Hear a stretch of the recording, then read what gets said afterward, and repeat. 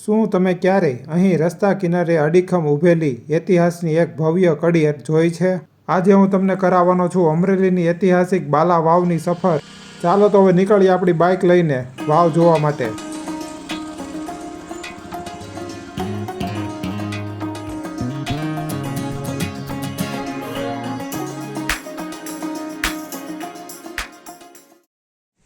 આ છે અમરેલી લીલિયા રોડ. ત્યાં 5 કિલોમીટર દૂર આવેલી છે બાલા વાવ. જોઈ શકો છો તમે, આ જગ્યાએ આવેલી છે. આ રસ્તો લીલિયા જાય છે, આ રસ્તો અમરેલી જાય છે. અહીંયા આવેલી છે, આ લોકેશન છે એનું.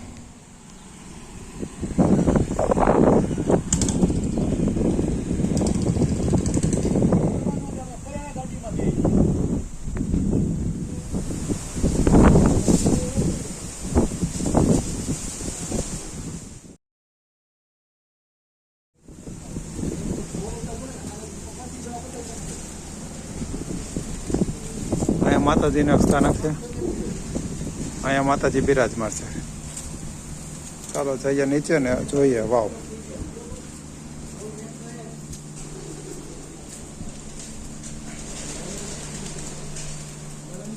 કબૂતરના ઘર બની ગયા છે. ઓ જાજા. હાલો મિત્રો, આજે આપણે પહોંચી ગયા અમરેલી જિલ્લાથી લીલિયા જતા રસ્તામાં આવતી 5 કિલોમીટર દૂર આ બાલા વાવ ની મુલાકાત લેવા માટે. આ ખૂબ જ સુંદર અને પૌરાણિક વાવ છે. આ રાજા મહારાજો દ્વારા બનાવવામાં આવેલી છે. તમે જોઈ શકો છો મારી પાછળ 3 થી 4 માળની આ વાવ. અંદર ખૂબ જ સુંદર મજાની વાવ છે, ખૂબ જ પૌરાણિક વાવ છે. આજે આપણે એની મુલાકાત લઈએ ને તમને આ વાવ બતાવવામાં આવશે. ચાલો મારી સાથે. કબૂતરે એનું પોતાનું ઘર બનાવી લીધું છે. ખૂબ જ પૌરાણિક વાવ છે. આપણે આજે એની મુલાકાતે આવી ગયા છીએ. જુઓ, આ વાવની અંદર પાણી છે નહીં અત્યારે ઉનાળાના હિસાબે.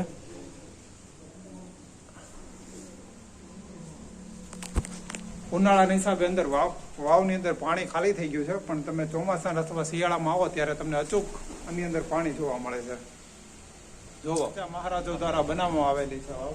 ખૂબ જ પૌરાણિક વાવ છે અને આની ઊંડાઈ જોવો કેટલી બધી ઊંચી છે.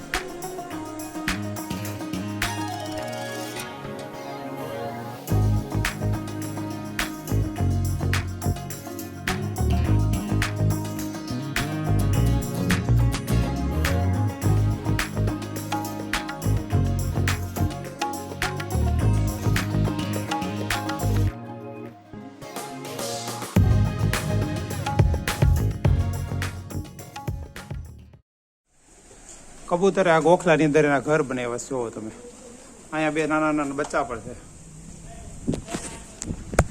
આની પહેલા મિત્રો એક મેં વિડીયો બનાવ્યો હતો લાલાવા વનમાંનો, જે અમરેલીથી 5 કિલોમીટર દૂર છે. તે ભાવનગર જતા રસ્તામાં આવે છે. આ વિડીયો ફરી એક વખત બનાવ્યો છે. આ બીજી વાવ છે બાલા વાવ, જે લીલિયા રોડ ઉપર આવેલી છે. તો આપણે આજે એની મુલાકાત લીધી છે. વિડીયો કેવો લાગ્યો કોમેન્ટમાં જણાવજો. જોવા હોય તો ચેનલને લાઈક શેર અને સબસ્ક્રાઈબ કરી નાખજો. એ વિડીયો બાકી હોય તો જોઈ લેજો. આ 2 માતાજીના સ્થાનક પણ છે, અહીંયા ને અહીંયા. ચાલો વાવની બહાર નીકળી હવે.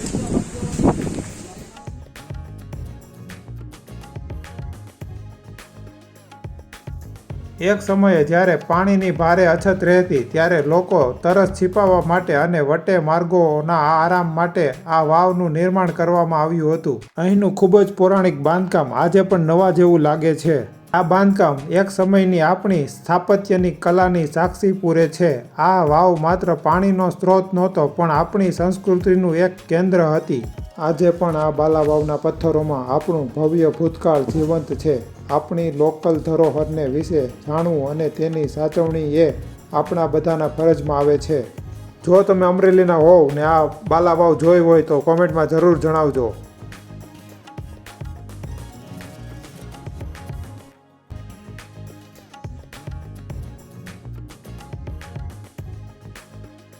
ફાઇનલી અમરેલી પહોંચી ગયા. જો મિત્રો વિડીયો ગમ્યો હોય તો ચેનલને લાઇક શેર અને સબસ્ક્રાઈબ કરવાનું ભૂલતા નહીં.